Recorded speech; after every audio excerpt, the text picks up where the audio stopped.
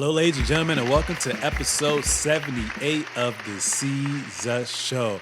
I'm back at it again. Hopefully this week is going to be even much better than last week. Very, very excited to get into today's hottest topics. But before we get into today's hottest topics, I always got to recap with you guys on the previous episode. So on episode 77, it was me and my co-host, Trey Day XXIV. We discussed episode 3 and 4 of the Jordan documentary, Draymond Green's take on all the smoke. We kind of broke that down and we discussed much more topics. But before we get into today's topics, I want to introduce a special guest who is my brother, Daryle Sharpe. So without further ado, let's get to it. And live, we got my brother, Daryle Sharpe, a.k.a. D-Smooth, whatever you want to call him. How you doing, man? What's up, man? It's good to be on. Yeah, it's been a while since you've been on. I think maybe, 40 episodes or something like that? I think the last time you were on was with you and Jew, right? In DC. Yeah. That was one of my favorite episodes with you. Yeah, that's back when I had a super cheap mic and we were all using just one mic in the study room. So done came a long way. Yeah, I'm proud of what you're doing too, man. Like 40 episodes later, the episodes have gotten better. You've gotten more, real with the content you putting out. I just love everything that you're doing. Appreciate it. So, how you been holding up since quarantine times? Obviously, I'm based in Richmond, and you based in DC. But obviously, we haven't seen each other since probably over a month. I think the last time you came here was maybe right before your birthday. You came to get a haircut or something like that. Yeah. Maybe I can't even remember. Yeah, I mean, just social distancing. Going out for fresh air when I can. I bought some equipment to try to stay in shape. But for the most part, it's just, doing what the medical professionals are asking us to do and just trying to stay away as possible, man. Stay away from everything and just, playing more video games, what I'm saying, 2K. Nah, I feel that. Yeah, we got that My League going with me, you, and a couple of our cousins. So, yeah. When it's all said and done, I'm going to win the championship. So I ain't worried about y'all. That's what they say now, but we're going to see. But you ready to get into today's hottest topics? Yeah. All right. So episode 5 and episode 6 of The Last Dance. Episode 5, episode 6, sorry, ladies and gentlemen, of The Last Dance just premiered. And we got some good insights. So we're just going to break down, going from episode 5, go to 6, and then obviously some more topics that we got for today. But episode 5 was good, man. It started off, I think it was February 8th of 1998. And basically, obviously, this is his last season, Michael Jordan's last season. And I believe he had his last game in the Garden. So it was pretty dope because that was his favorite place to play. And what he ended up doing was I think in 1984 when he played, he wore his Jordan 1s. Yeah. And he was basically saying from the progressions of his first shoe up to what he had now, Jordan 1s were trash because his feet was killing him. He was bleeding, whatnot. He still ended up playing great. I think he dropped about 40-plus points. And then it kind of fast-forwarded into the All-Star game where he basically played his last All-Star game as a Bull, and they kind of focused on Kobe for a little bit as well, too. And I feel like he didn't really know that much about him, but he was basically saying that that little Lakers boy gonna play everyone one-on-one, and he's basically saying I'm gonna show him out. I'm gonna show him that he doesn't let the game come to him. He goes at the game itself. So that was a pretty good moment. And RIP to the late great Kobe Bryant, but he basically ended up saying how he grew up idolizing Michael Jordan, and he finally got to see and touch and feel Michael Jordan, really get to see his strength, his speed, and his quickness as well too. And he said one thing about MJ was that MJ provided a lot of guidance. He basically was never scared to go for advice, and I feel like a lot of people have too much pride in asking people for advice as well too. So at the All-Star game, he was asking him, how do you nail this shoot around turnout shot? You know what I'm saying? So I love how he did that, and he viewed him as an older brother as well too. But what were your thoughts on the relationship between Kobe Bryant and MJ? Well, I remember that All-Star game, and I remember like how people were talking about like how this rookie gonna come into the All-Star game, new buck. I remember when he got drafted, he wore the shades, and seeing that relationship between him and Mike, you kind of saw like an early like semblance of Mike in a young Kobe Bryant. You kind of saw the dog that Mike had, like when Mike even said, this motherfucker gonna make the game come to him. It's like you can see that mentality there. I'm just gonna go kill whoever in front of me. I'm gonna go kill, and that's what Kobe was about. And I think Mike kind of gravitated towards that because he saw a lot of himself in a young Kobe Bryant, and you can kind of see it. It was like, damn, like that's the next dude up. Like, it's almost like, in basketball, you kind of see players who kind of like have similar games.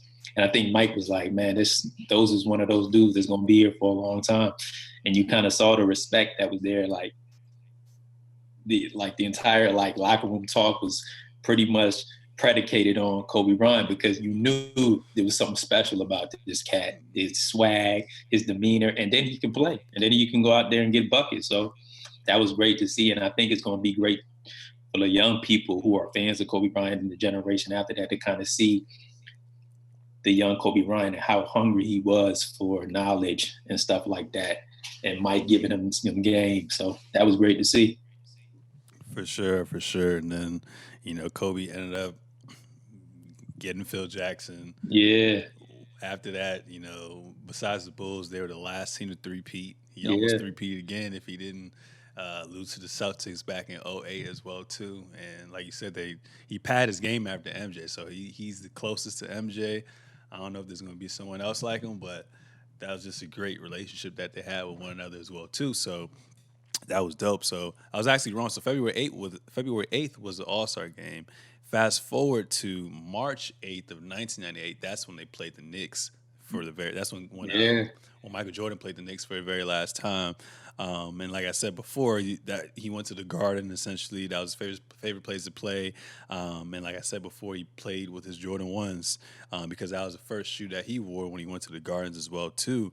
But what was interesting about that, I know you're going to go a little bit more in depth about that, was they had a flashback of June of 1984, and basically with MJ, there was his agent at the time was David Folk, and David Folk was basically saying like, yo, like he talked with his parents and he said the conversation was good. They asked a great question, but he's like, yo, I want to represent this guy.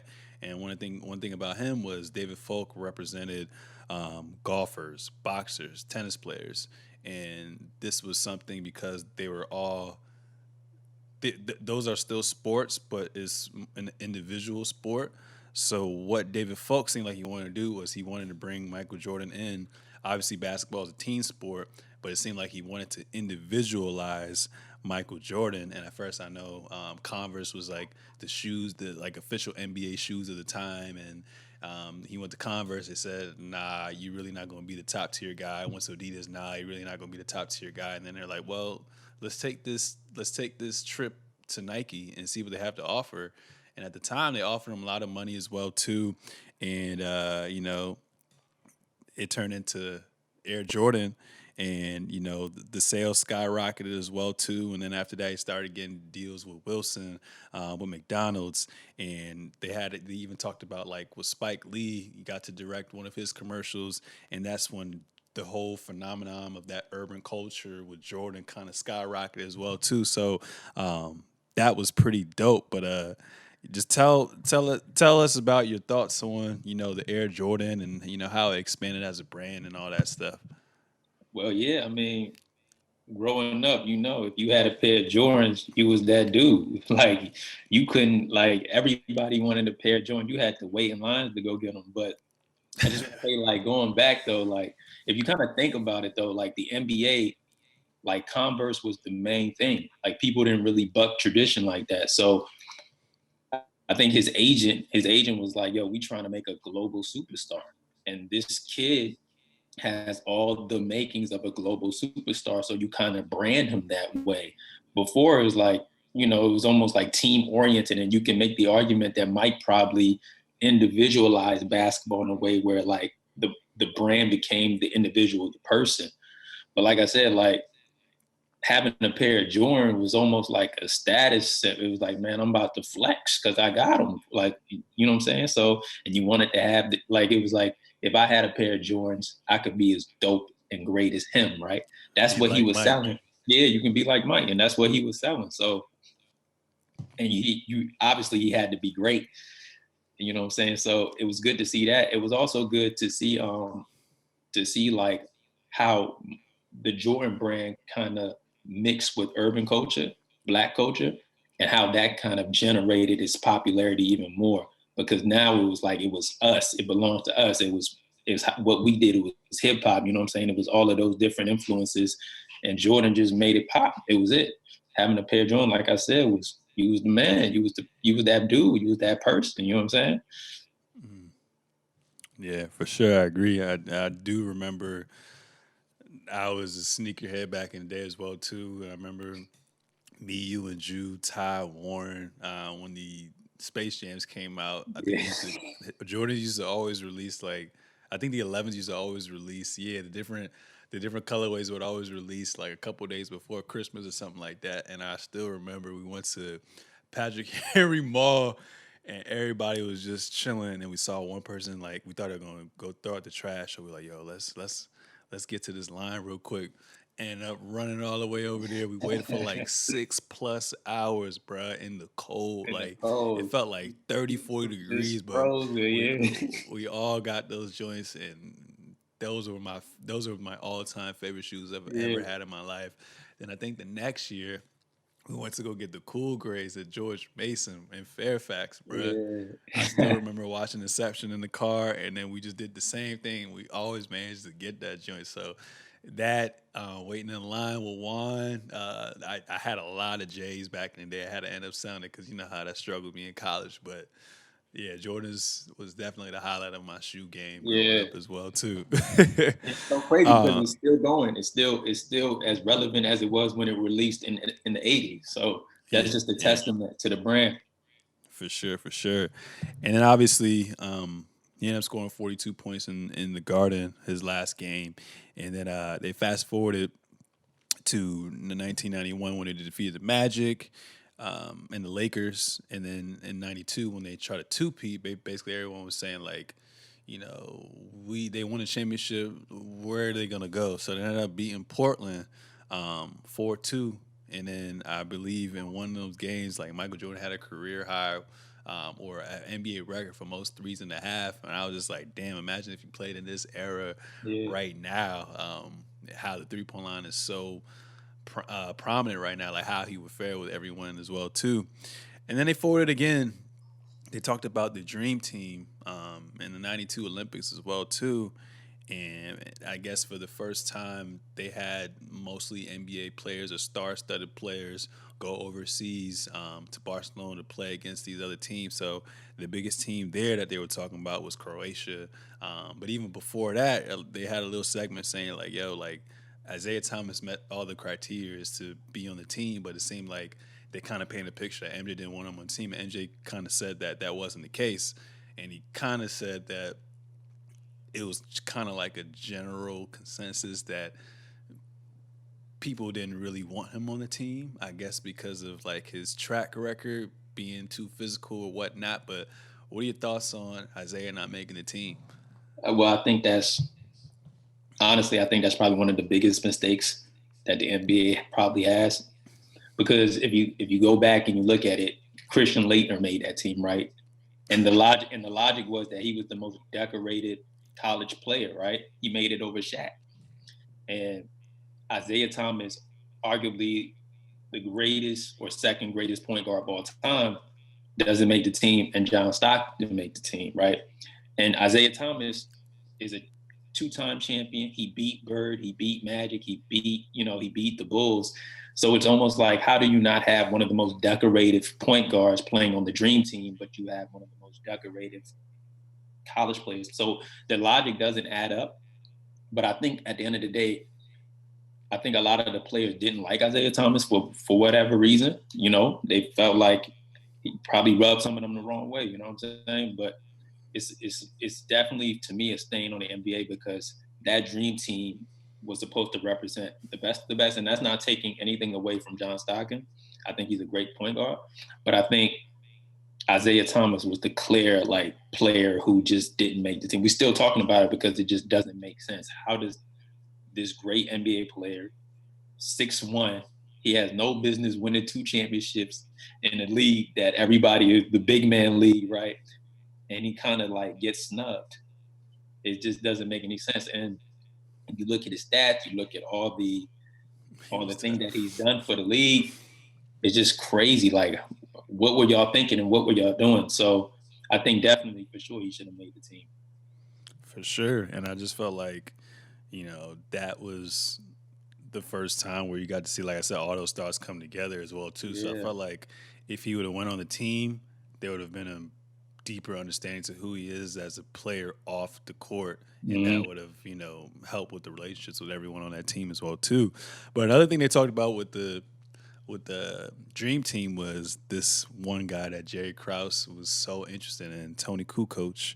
And basically they were saying that he was going to be the future of the Bulls. So, Michael Jordan on anybody, like just slice him just a little bit, he feels some type of way.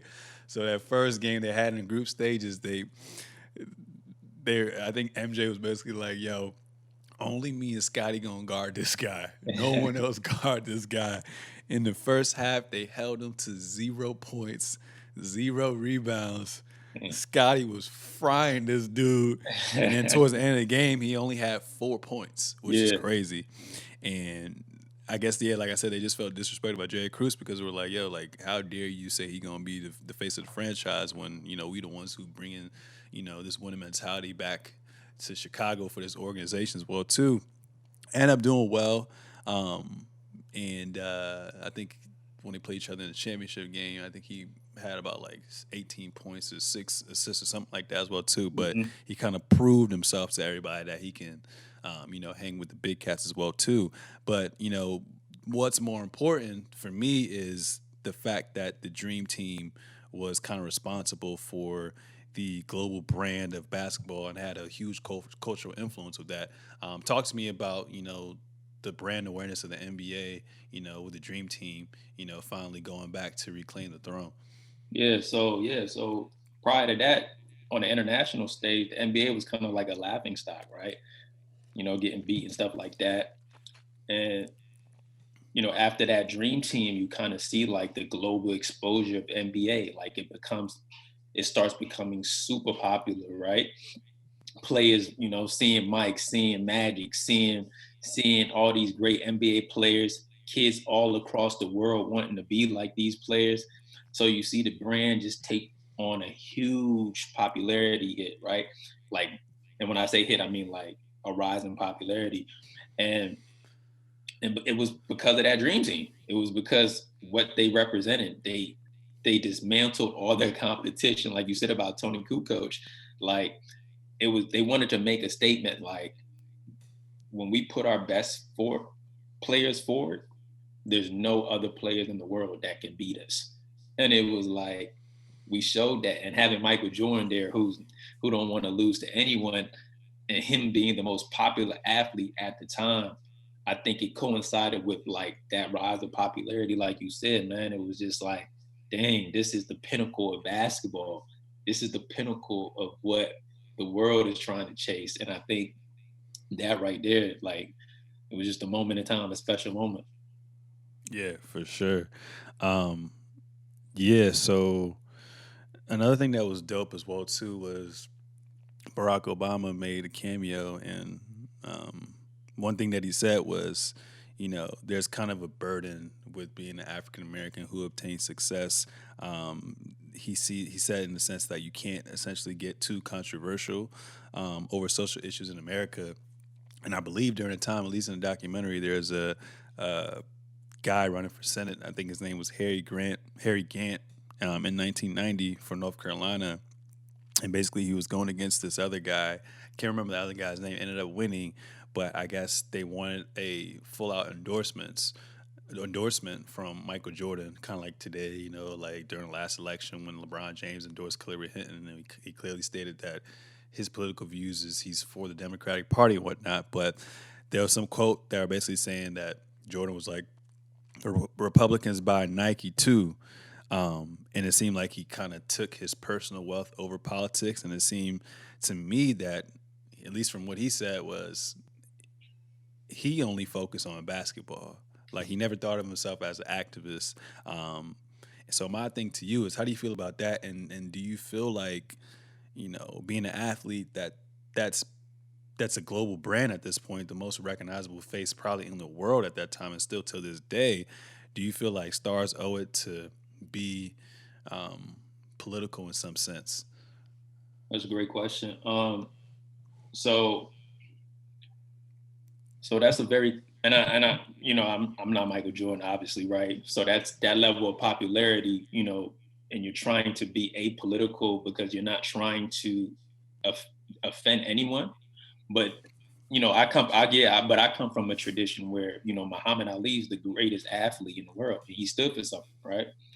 Um, he protested the war when it wasn't politically correct to do that. I think there is an added burden when you're an African American, and that same burden isn't always applied to white athletes, right? To speak up on injustice. Um, but I guess Michael Jordan was put in a situation like, you're so popular and you're so revered, lending your voice to these social issues would do, it would help push the movement forward. And I just want to bring Isaiah, not to compare Isaiah Thomas to Michael Jordan, but during his time, Isaiah Thomas was very politically active.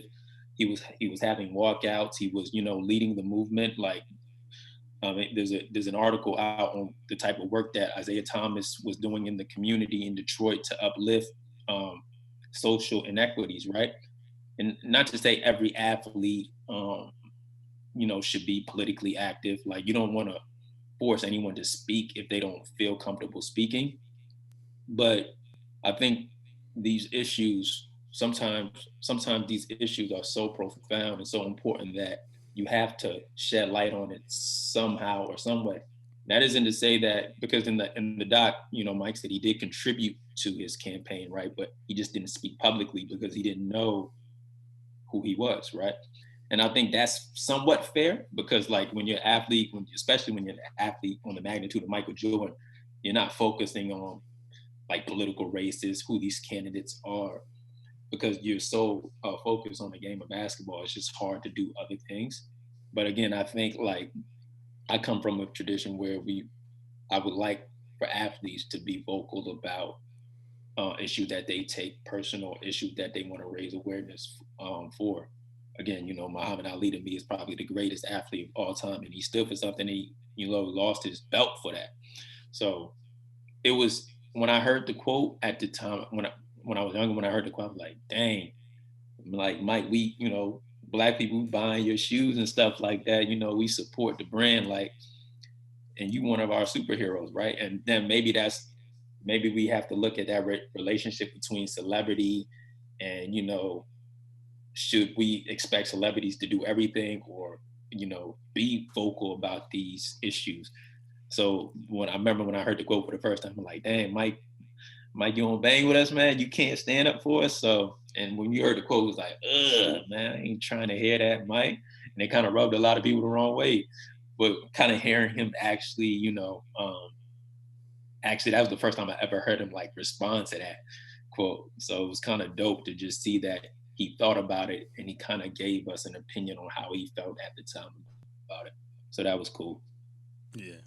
Yeah. So, I mean, it's good now that, like I said, players now individualize and players come from all different backgrounds. So Yeah, it's good for them to always utilize their platform to bring awareness to things that matter to them, which would for include sure. politics as well too. So I For respect that sure. as well.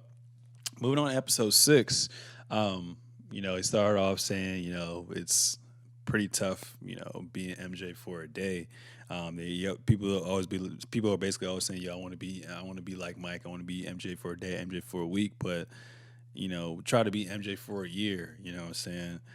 Then they're basically saying, no, the moment that he leaves the hotel, he's under a microscope. Like he has no form of freedom in the general public. When he leave a hotel to go to the practice facility, the Bulls facility, come back to the hotel, like it's just nonstop fandom. I mean, and that's kind of what you sign up for um, when you want to be great and you get more publicized. So it kind of makes sense as well too.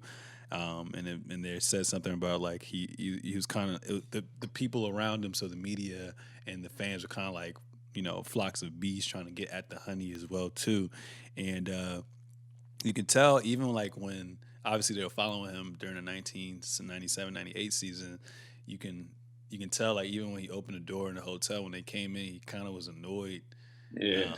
and he just wanted to be isolated. And I feel like that was one of the things that kind of obviously Jerry Krause and Phil Jackson had their little dispute and whatnot. So that was one of the main things. But it kind of felt like he got to a point where he was just over what the fame kind of came with as well too.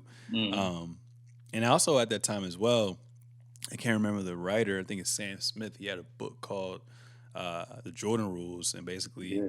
Jordan's kind of saying like how when you get to a certain level of success, it's good with what it comes with, but what can really get at people are how every time you come to the top, there's always someone trying to tear you down.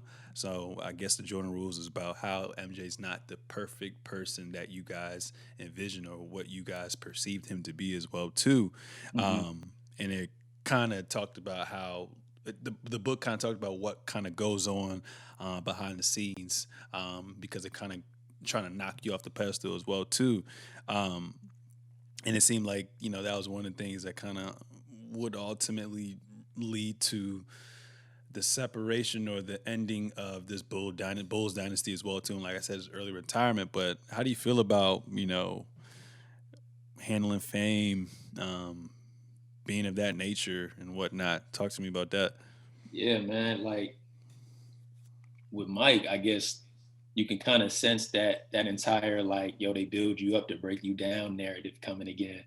And like you kind of work, like you said, you work your entire career to get to a point to where you feel like you're finally bearing your fruits or whatever how the quote goes. And then he gets to that pinnacle and it's like, yeah, but you ain't as great as the media make you seem. There has to be a flaw. What's wrong with him? He's not this shiny object that we once loved. That was just what I'm saying. So you start taking shots. And one of the things with celebrity is that it can be dehumanizing, right? Because people no longer see you as a human. They see you as an object, as a thing. That's just And sick. so you have to grapple with that, right? You have to grapple with that. Man, I'm still a human at the end of the day, but every time he leaves the hotel, like you said, I got to turn it on. They don't want me, the person. They want Michael Jordan, the image, right? And you can see he's battling with that. Like in the doc, he says like, "Yo, the most comfortable time I feel is when I'm at home, lying on the couch watching TV." Playing ball. Yeah, because when you go out, you 2,000 people, 3,000. So everything you say becomes or is viewed under this microscope, and like you only have to be perfect all the time. And who's perfect all the time? You know what I'm saying? So it was kind of, I was thinking when I was watching, I was thinking like, man, how would that be during the social media age, right? Where everything you say gets blown way out of proportion and it becomes a topic of debate. And just seeing that from back then, where 2,000, 3,000 people following you to hotels, restaurants, once you get off the bus, like you can never truly be yourself, right? Hmm. And he mentioned like, man, the happiest I am is when I'm away from all of this. And it's crazy because you work so hard to get to a certain point, and now you're like, man, I don't really want all that anymore. I just want to be Hmm. happy. I just want to be free. I just want to be myself. And you kind of see him, you kind of see the fatigue starting to set in when like, man, maybe I don't really want this anymore. And Hmm. that was like one of the sad parts of like, dang, this is what comes with the game. The game is beautiful, but what comes with the game, I don't know if I can deal with that no more, man. Yeah. And it's crazy because of the whole Stan Smith situation, it seemed like he was always in the locker room as well too. So obviously that information only leaks out from someone with inside the organization. So that could have been someone part of the coaching staff, one of the players that kind of tried to pin it on. What's his name? Horace Grant. Was it Horace Grant? Yeah, I think so. I think they said Yeah, I that. think they Oh, it's try one to, of yeah, yeah, they try to alienate and say, "Yo, this is like, he's one of the reasons why this and this and this happened." But it could literally be anybody in the yeah, yeah. You don't organization. know. Yeah, You know what I'm saying? All trying to just get a little buck. That's what it comes down to, that's all it for real, is. or some Sometimes. just or some spite towards MJ, which is crazy. So they fast forwarded that, and you know, they kind of pinpointed, all right, you guys won two championships, and if you want to be considered one of the greats, with Larry Bird and with Magic Johnson, essentially you got a three-peat.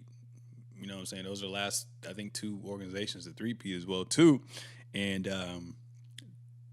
they ended up going up against the Knicks in the Eastern Conference Finals to kind of get to the championship, and I think they were down 2-0.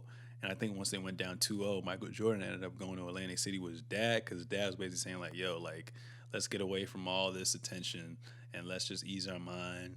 Just go with a couple friends and just go out." And they basically kind of said that he had like a gambling problem, and he stayed out till like 2:33 in the morning when he was back by midnight.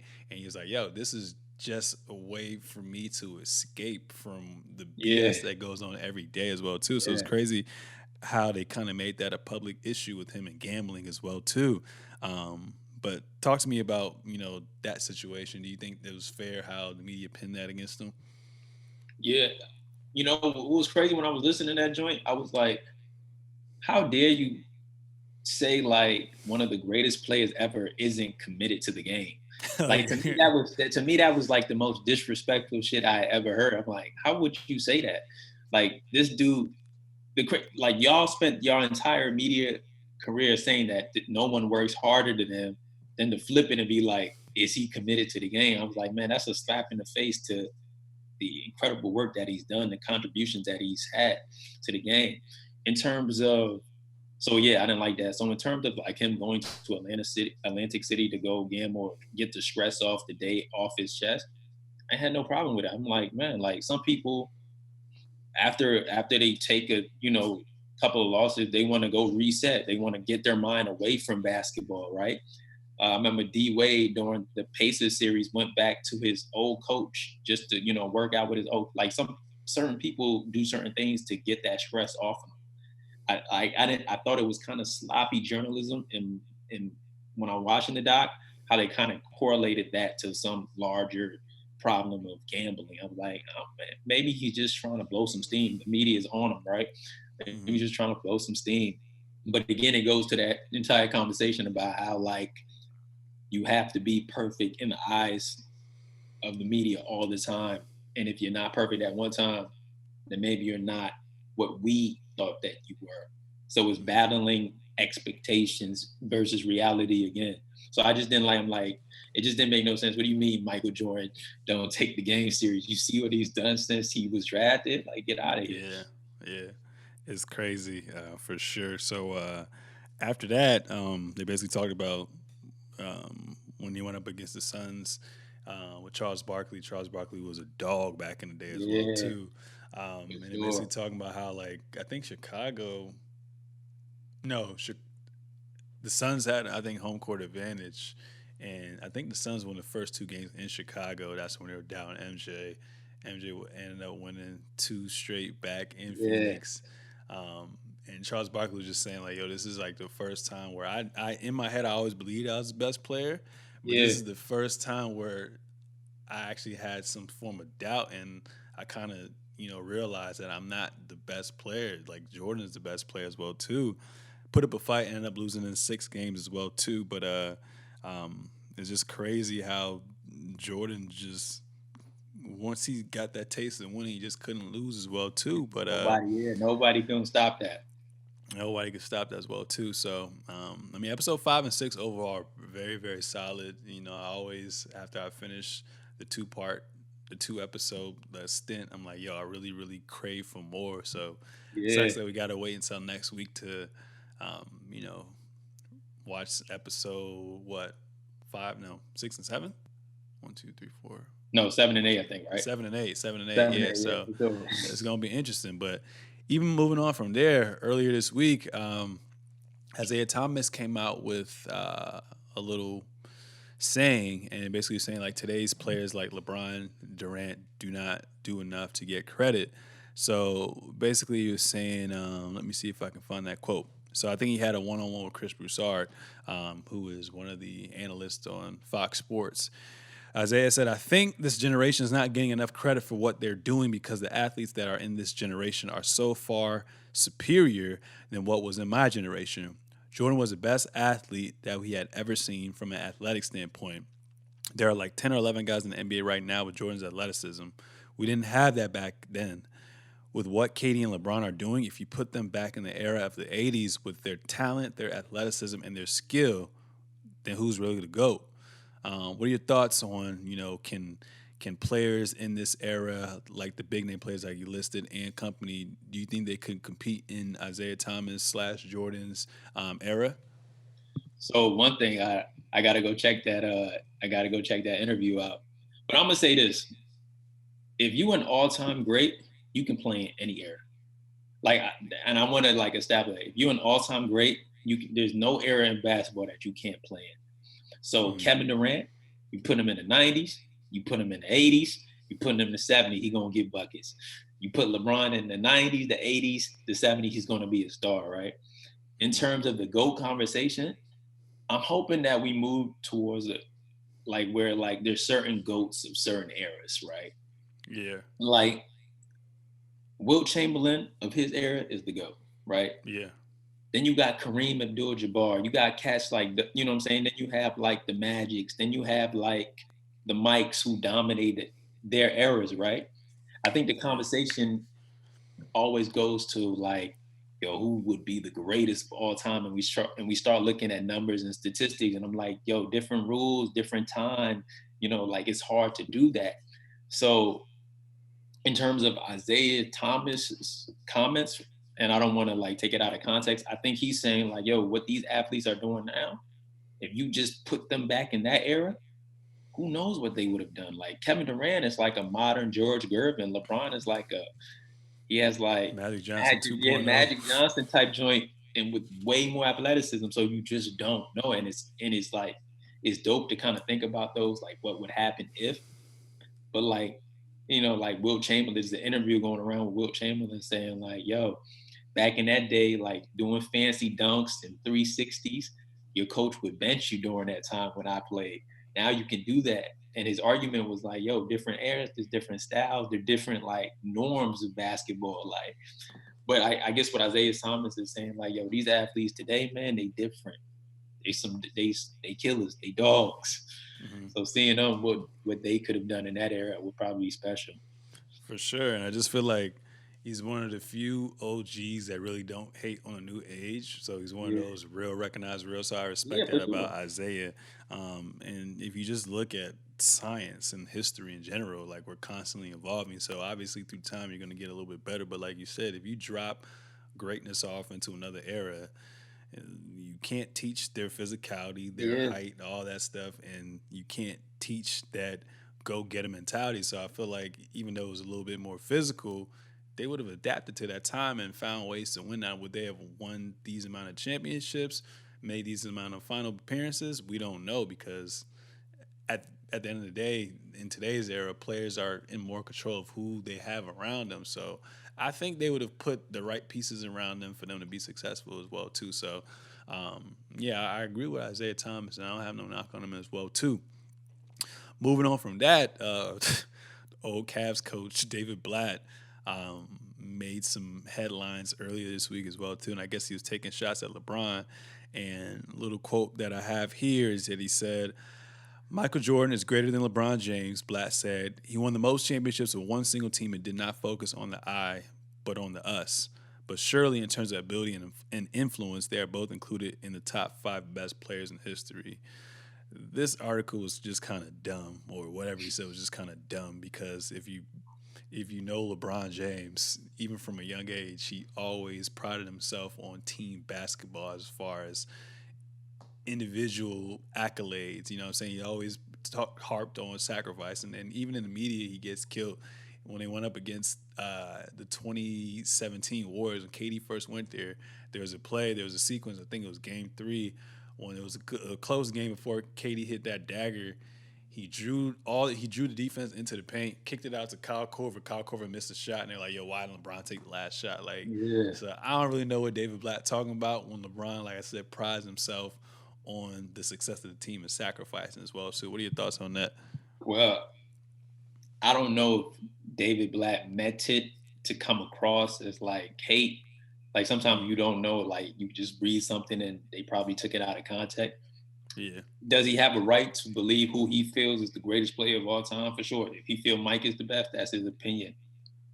But if he's saying like, yo, LeBron is a selfish, superstar, I don't agree with that just based on what we know about LeBron's game, right? He's probably one of the most selfless superstars the NBA has probably ever seen, right? mm-hmm. Um, I don't know. I feel like that those are one of those type of pieces where it reads like it's just trying to create some trouble, create some controversy. I like, come on, no one thinks LeBron is like a selfish superstar. I don't know. I've never played with LeBron, but I'm gonna say based on his game and his game alone, I think he's a selfless superstar. So that's all I got to say about that. I agree. So now the NBA is discussing delaying the start of well, not even that one. I'm going to go into this one. Um, so basically, like there's been a little back and forth between the growing optimism and the realization that there could be a continuation of the NBA season, there could not Yeah, be. And LeBron James basically came out saying that he tweeted, he said, "I saw some reports about execs and agents wanting to cancel the season. That's absolutely not true. Nobody I know is saying anything like that. As soon as it's safe, we would like to finish our season. I'm ready, and our team is ready. Nobody should be canceling anything." Do you agree that once it's safe to get players in the remote locations, you know, do you agree, and do you think once it's safe to get players in a remote location, that we should finish out the 1920 NBA season as yeah, opposed to having a little asterisk there? yeah. I think, like you said, I think safety is the most important thing.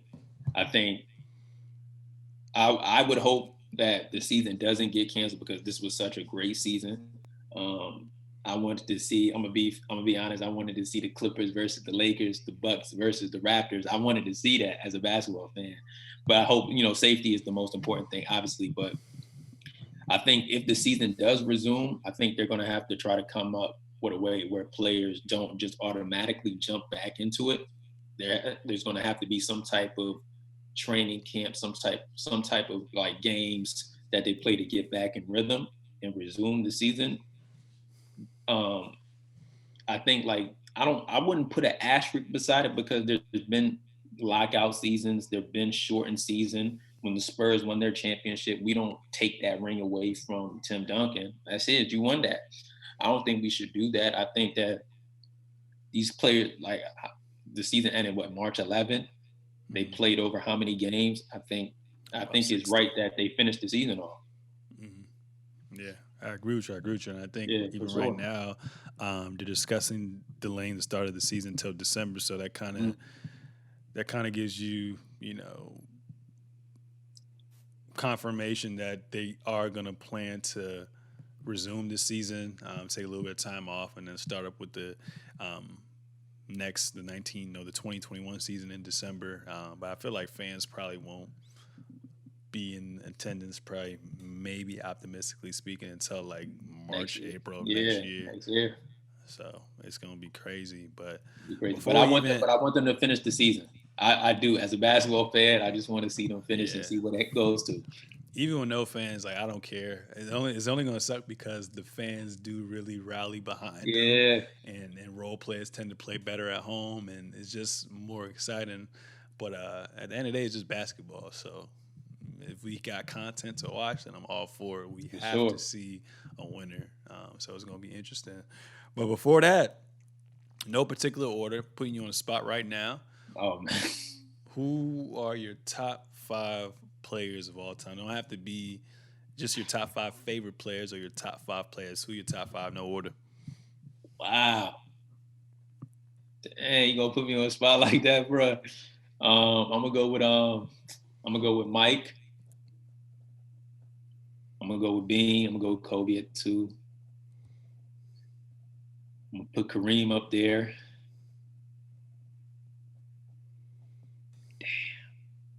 I'm gonna put Magic up there. That's 4. That's 4.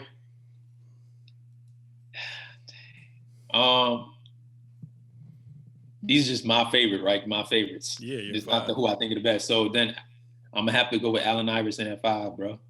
Wow. Yeah, I'm gonna have to go with AI. No Bron at top 5, your favorite? I thought. Nah, you said MJ, Kobe Bean, Kareem, Magic, and AI. All right, let me. Hey, I love Kareem. I knew you were gonna replace Kareem. I'm gonna put Bron. I'm gonna put Bron over Kareem just because LeBron's obviously one of my favorite players. Yeah, nigga love LeBron. Yeah. But yeah, man. Just wanted to pick your brain to see who your top 5 was. Obviously, top 5 is always forever changing as well too. Yeah. Any last words before we end the episode? Oh man, no, I just love everything that you're doing. Keep up the great work, man. Stay safe, social distance, everyone. Please listen to the medical professionals. Much love to the healthcare community and all the work that they're doing to try to keep us safe. And that's it, man. I love what you do. Keep on doing it. Keep being great, man. Love, bro. For sure. Appreciate that. And ladies and gentlemen, that's a wrap on episode 78 of the Seezus Show. Make sure to subscribe on all forms of social media at Sir Seezus and the Seezus Show. We out.